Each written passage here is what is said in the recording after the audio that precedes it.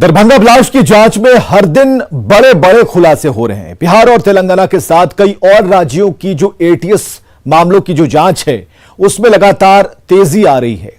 सुरक्षा एजेंसियों की जांच में धमाके के तार अब सीमा पार से जुड़ते दिख रहे हैं। देखिए धमाके का आईएसआई कनेक्शन क्या कहता है।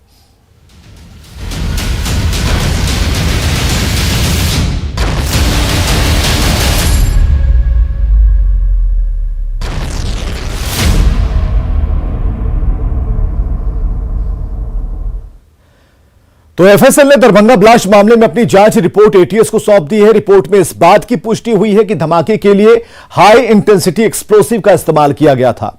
मामले की गंभीरता को देखते हुए जांच का जो दायरा है वो बिहार और तेलंगाना के बाद झारखंड के और यूपी से बढ़कर अन्य राज्यों तक बढ़ा दिया गया है। गृह मंत्रालय हर अपडेट पर नजर बनाए हुए है और माना यह जा रहा है कि मामले में बहुत जल्द ही एनआईए को इसे सौंप भी दिया जा सकता है। सरहद पार रची गई साजिश,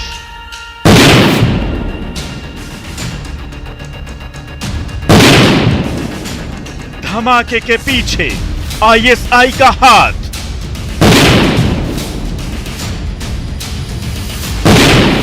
कई राज्यों से जुड़ रहे हैं तार।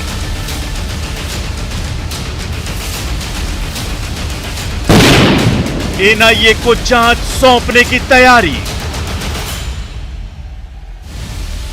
दरभंगा ब्लास्ट मामले में हर दिन नए खुलासे हो रहे हैं। इन खुलासों ने सुरक्षा एजेंसियों और सरकार की नींद उड़ा दी है। नए खुलासे ब्लास्ट के तार आतंकियों से जोड़ने का इशारा कर रहे हैं। धमाके का मुख्य संदिग्ध अब तक पकड़ से बाहर है, लेकिन सुरक्षा एजेंसियां चौकन्नी हैं। हर कदम फूंक फूंक कर रख रही हैं ताकि धमाके का कोई भी सुराग छूटने न पाए और आरोपियों को उनके अंजाम तक पहुंचाया जा सके। इस मामले की जांच कर रही एंटी टेररिज्म स्क्वाड यानी एटीएस की टीम लगातार मामले की छानबीन कर रही है। 6 दिन तक धमाके की जांच करने के बाद एफएसएल की टीम ने अपनी जांच रिपोर्ट एटीएस को सौंप दी है।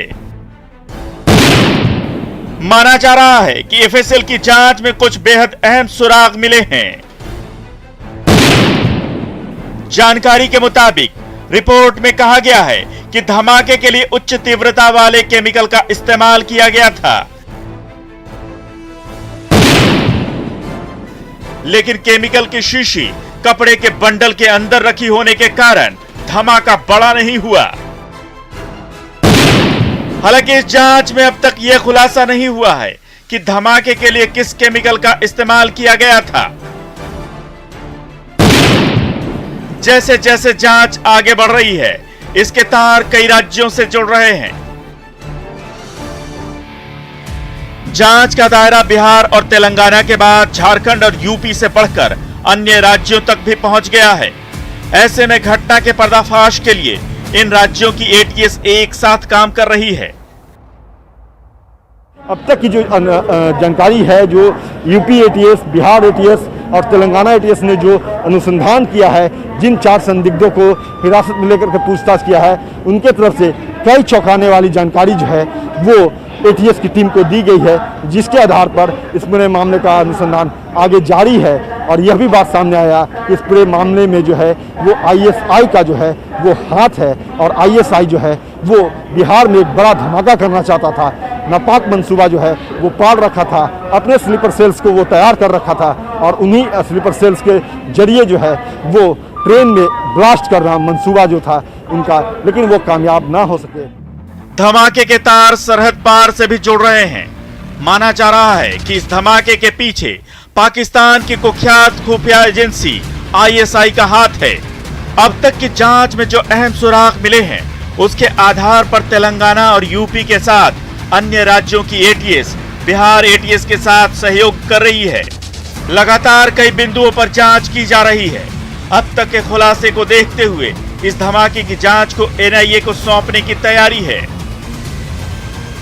बहुत संवेदनशील इलाका है। इन मामलों में बहुत सारे धार्मिक स्थलों के तार जुड़े हुए पूर्व में मिले हैं। तो एटीएस अभी जांच कर रही है। अगर नेशनल इन्वेस्टिगेशन एजेंसी एनआईए को जांच मिलनी चाहिए। उससे क्या होगा, पूरे देश स्तर पर वो एक स्पेशलिस्ट संस्था है।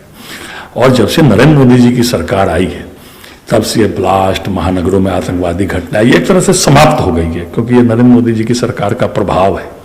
लेकिन जिस तरह यहाँ ब्लास्ट हुआ है यह गंभीर मामला लगता है। दरभंगा पार्सल ब्लास्ट मामले में जिस ढंग से रोज नए खुलासे हो रहे हैं उसने जांच एजेंसियों के होश उड़ा दिए हैं। आपको बता दें कि यहाँ पे इसे देखते हुए जांच एजेंसियां जो है वो सतर्क है और लगातार जो है वो जांच कर रही है। बिहार एटीएस के साथ साथ आपको बता दूं कि यूपी एटीएस की जो टीम है वो पटना पहुंची है और हम अभी पटना में स्थित जो बिहार एटीएस का जो मुख्यालय है, जो दफ्तर है, उसके ठीक सामने खड़े हैं और यहीं पे अभी से थोड़ी देर के बाद यूपी एटीएस की टीम जो है वो बिहार एटीएस टीम के साथ बैठक करेगी और माना जा रहा है कि पार्सल ब्लास्ट मामले में अब तक के जो अनुसंधान हुए हैं उस सारे साक्ष्यों के आधार पर आगे की रणनीति तय करेगी।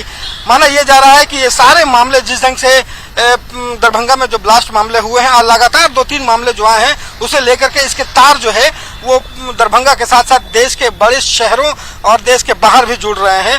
इसे देखते हुए इसे एनआईए को केस सौंपने की कवायद चल रही है और इसमें माना जा रहा है कि आज बैठक में यह तय होगा कि जब ये एनआईए को केस सौंपा जाएगा तो उसके लेकर के जो अहम साक्ष्य और जानकारियां हैं वो उसकी एक मजबूत फाइल बनाई जाए। इसे लेकर के तेलंगाना के जो एटीएस चीफ है उनकी भी आज बिहार एटीएस के आला अधिकारियों से बात होगी और जो अहम जानकारियां हैं उसे एक दूसरे को साझा किया जाएगा।